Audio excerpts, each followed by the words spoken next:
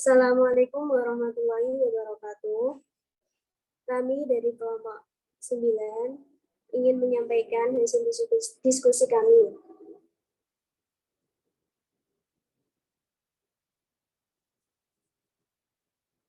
Bab 26.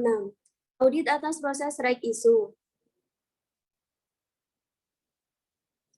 Audit atas proses right issue. Pengertian right issue. Right issue atau hak memesan efek terlebih dahulu adalah hak yang diberikan oleh emiten kepada pemegang saham lama untuk membeli tambahan saham baru. Jika pemegang saham lama tidak mau menggunakan haknya, maka hak tersebut bisa dialihkan kepada pihak lain. Jika perusahaan menjual sahamnya ke masyarakat, maka dikatakan bahwa perusahaan tersebut go public. Perusahaan yang menjual sahamnya ke masyarakat disebut emiten dan penjualan saham masyarakat disebut emiten saham.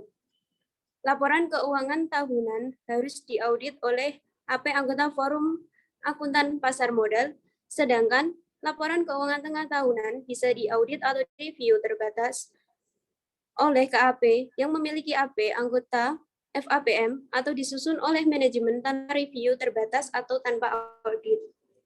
Tujuan pemeriksaan atas proses reg issue adalah memeriksa kewajaran proses reg issue dalam arti apakah dilakukan sesuai keputusan Ketua Bapepam LK nomor KEP 26/PM/2003 tanggal 17 Juli 2003.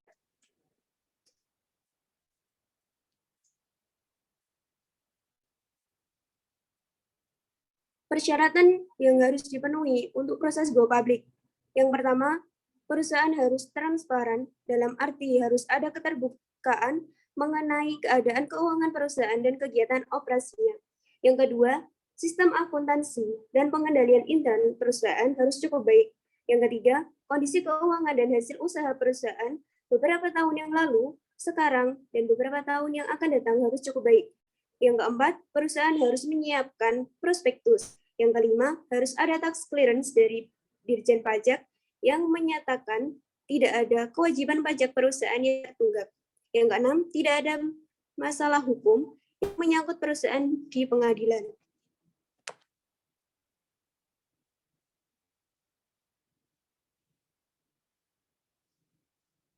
Biaya yang harus dikeluarkan oleh calon emiten biasanya cukup besar, karena dalam proses go public diperlukan jasa dari lembaga pendukung. Yang pertama, financial konsultan. Yang kedua, lead and main underwriter atau pinjaman emisi utama, seperti full commitment, best effort. Yang ketiga, sub underwriter atau pinjaman emisi tambahan. Yang keempat, kantor akuntan publik. Yang kelima, legal konsultan. Yang keenam, notaris. Yang ketujuh, tax konsultan. 8, appraisal company. Yang 9, biro administrasi efek atau BAE. Peraturan-peraturan Bapepam LK yang menyangkut proses reg issue. Yang pertama, keputusan Ketua Bapepam LK nomor KEP 26/PM/2003 tentang hak memesan efek terlebih dahulu dan lampirannya berupa Peraturan Nomor 9D1 hak memesan efek terlebih dahulu.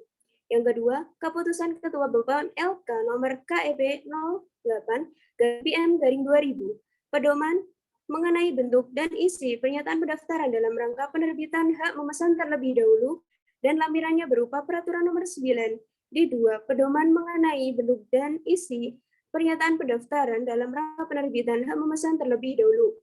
Yang ketiga, keputusan Ketua Bapepam LK nomor KEP 09/PM/2000 tentang pedoman mengenai bentuk dan isi prospektus dalam rangka penerbitan hak memesan terlebih dahulu dan lampirannya berupa Peraturan Nomor 9 D3 pedoman mengenai bentuk dan isi prospektus dalam rangka penerbitan hak memesan terlebih dahulu, di mana pemegang saham menerima efek yang sama dan terdapat penambahan modal disetor kurang dari 35%, dan Peraturan Nomor 9 D4 pedoman mengenai bentuk dan isi prospektus dalam rangka penerbitan hak memesan terlebih dahulu, di mana pemegang saham menerima efek yang sama dan terdapat penambahan modal disetor kurang dari 35% atau lebih.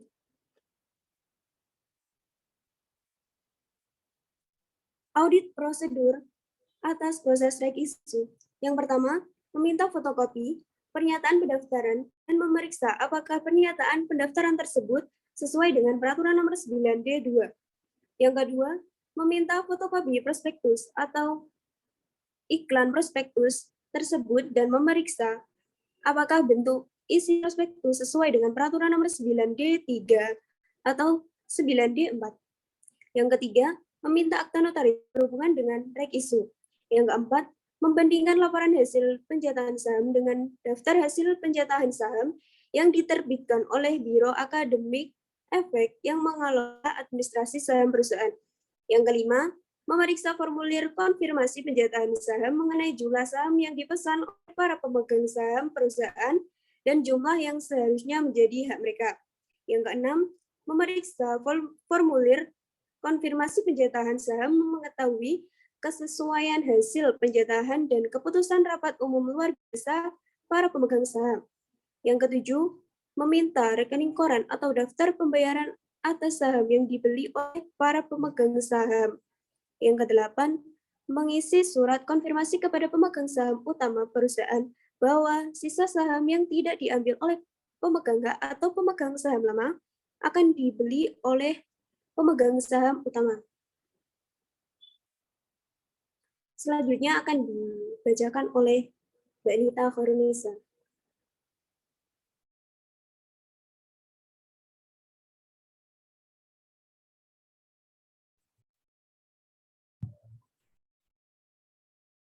Contoh laporan audit atas proses reg isu. Laporan audit atas proses reg isu terdiri atas berikut. Yang pertama, pernyataan akuntan. Yang kedua, laporan hasil penjatahan saham. Yang ketiga, daftar penjatahan saham terdiri dari masyarakat perorangan Indonesia, lembaga badan usaha Indonesia, dana reksa, perorangan asing, lembaga asing. Yang keempat, ada akta notaris perjanjian alokasi sisa saham.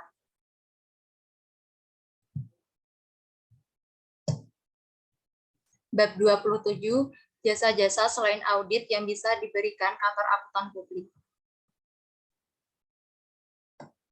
Jasa audit atas laporan keuangan merupakan salah satu jasa yang bisa diberikan suatu kantor akuntansi publik yang cukup dikenal oleh masyarakat bisnis. Selain jasa audit laporan keuangan, masih banyak jasa lainnya yang diberikan oleh kantor akuntan publik seperti yang pertama, internal audit, yang kedua, manajemen audit, yang ketiga, special audit, yang keempat, ada penelahan terbatas atau limited review, yang kelima, ada penyusunan sistem akuntansi, yang keenam, ada accounting service, yang ketujuh, ada kompilasi laporan keuangan konsultasi pajak, yang ke-8, konsultasi manajemen, yang ke-9, recruitment service, dan yang ke-10, yaitu in-house training. Standar atestasi.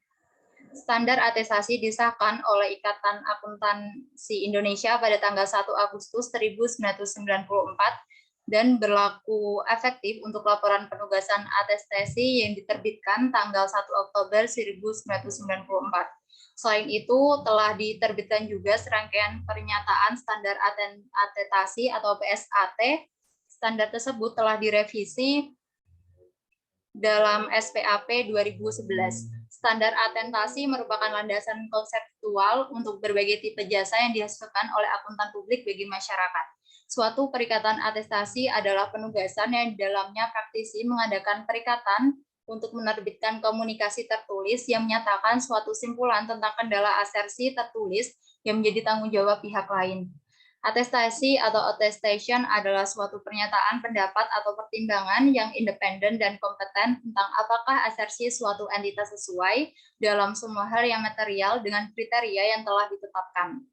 Standar atestasi membagi 3 penugasan atestasi sebagai berikut. Yang pertama ada pemeriksaan atau examination, yang kedua ada review, dan yang ketiga yaitu prosedur yang disepakati bersama. Standar atestasi. Standar atestasi terdiri atas berikut ini. Ketentuan-ketentuan standar umum adalah sebagai berikut. Yang pertama, penugasan harus dilaksanakan oleh seorang praktisi atau lebih yang memiliki keahlian dan pelatihan teknik cukup dalam fungsi atestasi. Yang kedua, penugasan harus dilaksanakan oleh seorang praktisi atau lebih yang memiliki pengetahuan cukup dalam bidang yang bersangkutan dengan asersi. Yang ketiga, praktisi harus melaksanakan penugasan hanya jika ia memiliki alasan untuk meyakinkan dirinya bahwa dua kondisi berikut ini ada.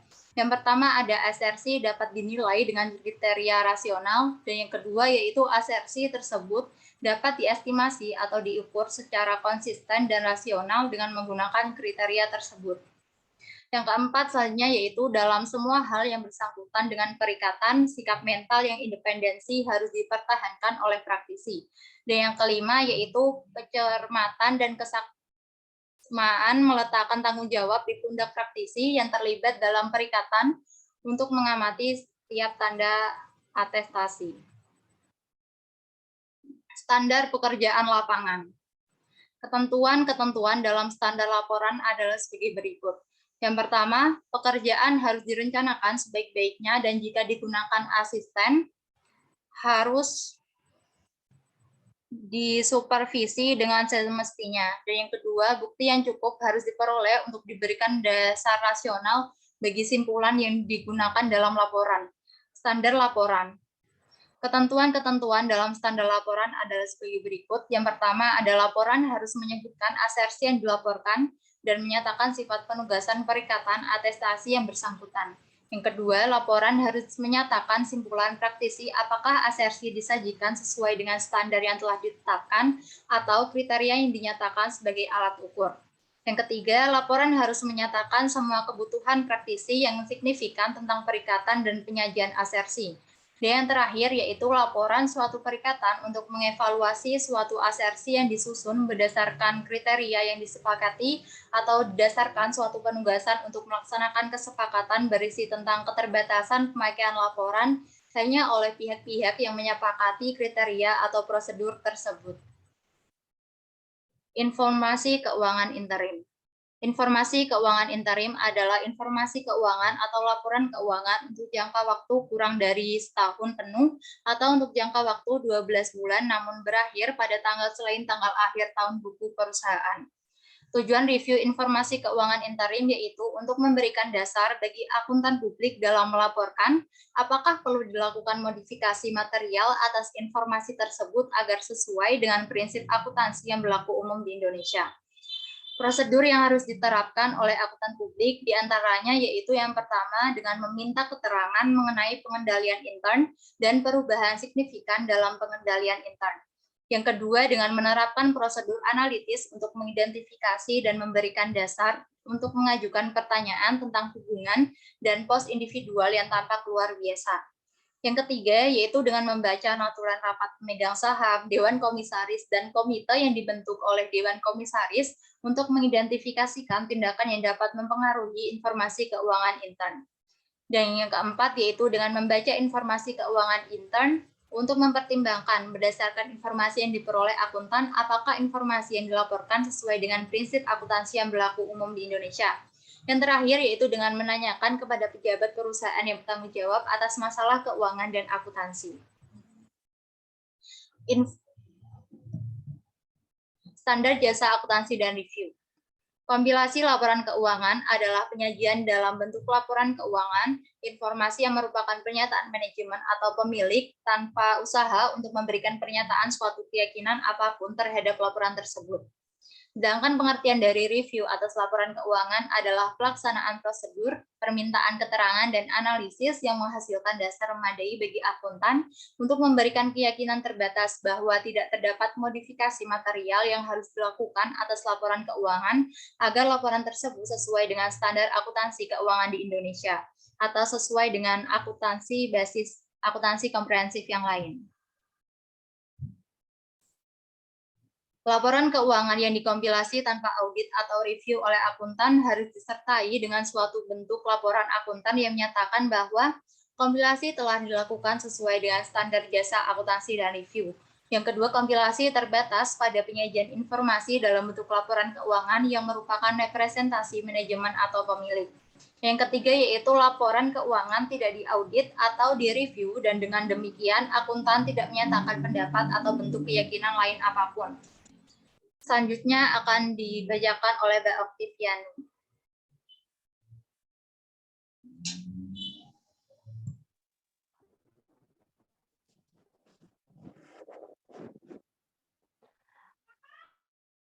Keuangan yang dikompilasi tanpa audit atau review oleh akuntan harus disertai dengan suatu bentuk laporan akuntan yang menyatakan bahwa A.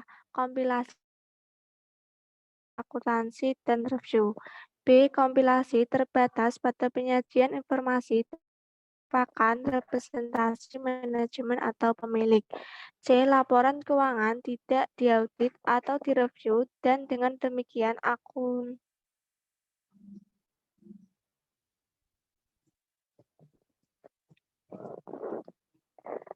menyatakan pendapat atau bentuk keyakinan lain apapun. Next,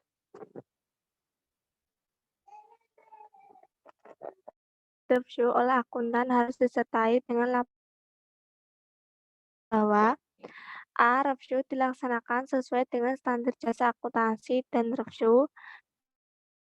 Laporan keuangan adalah penyajian manajemen atau pemilik tersebut. Mencakup permintaan keterangan kepada para pejabat penting perusahaan yang diterapkan terhadap data keuangan. D. Lingkup review dengan lingkup audit yang tujuannya untuk menyatakan pendapat atas laporan keuangan secara keseluruhan. Dengan demikian tidak dinyatakan pendapat semacam itu dalam suatu review. Akuntan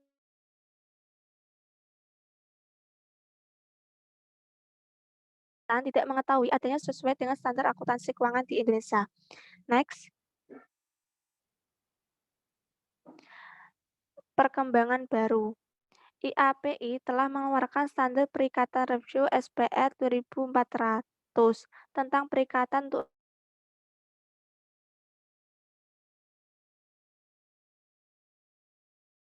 tanggal 1 Januari 2013 atau untuk emiten dan 1 Januari 2014 untuk entitas selain emiten.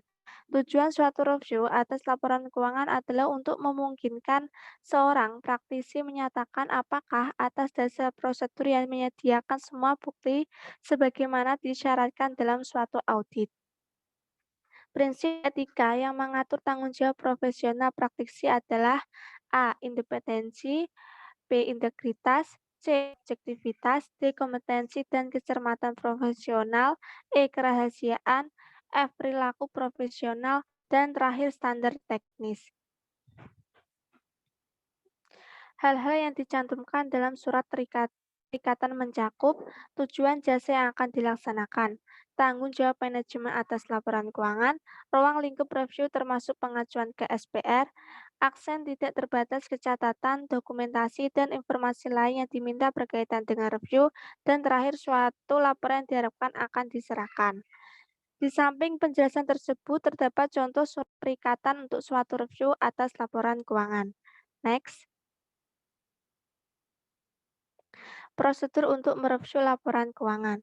1. Memperoleh suatu pemahaman tentang bisnis entitas dan industri yang di dalamnya entitas beroperasi.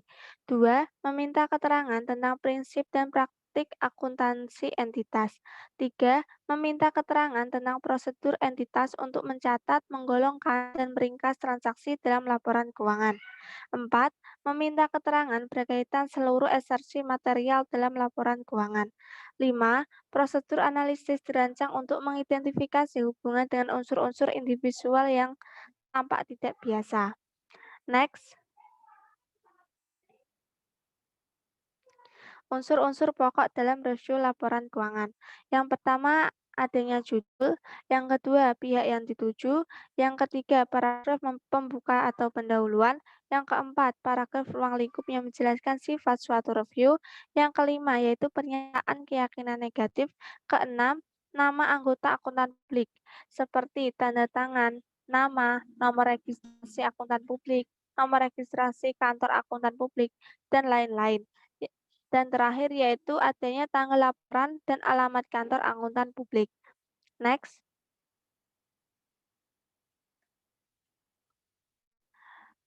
Other Assurance Service. Other Assurance Service berisi tentang review dan compilation service, AppTrust dan SysTrust Assurance Service. Penugasan untuk melaporkan internal control untuk service organization.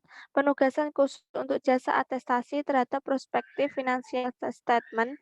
Penugasan agreed upon prosedur. Prosedur yang disarankan untuk jasa dan review adalah: yang pertama, dapatkan pemahaman atas bisnis klien dengan melakukan tanya jawab dengan klien. Yang kedua, lakukan prosedur analistik. Yang ketiga, dapatkan surat pernyataan langganan.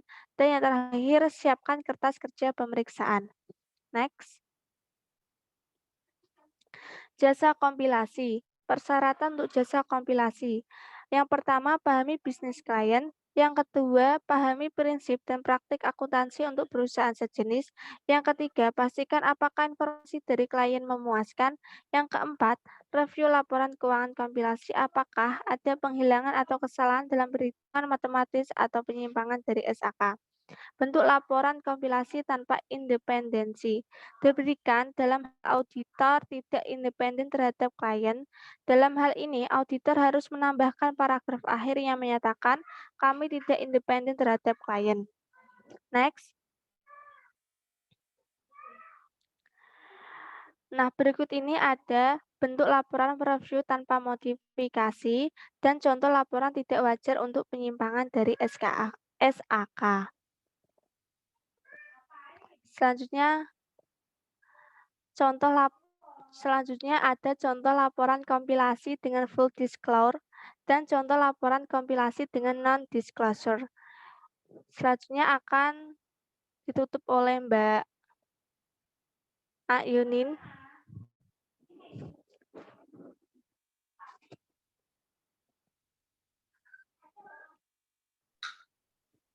Sekian presentasi dari kelompok kami. Kami ucapkan terima kasih. Wassalamualaikum warahmatullahi wabarakatuh.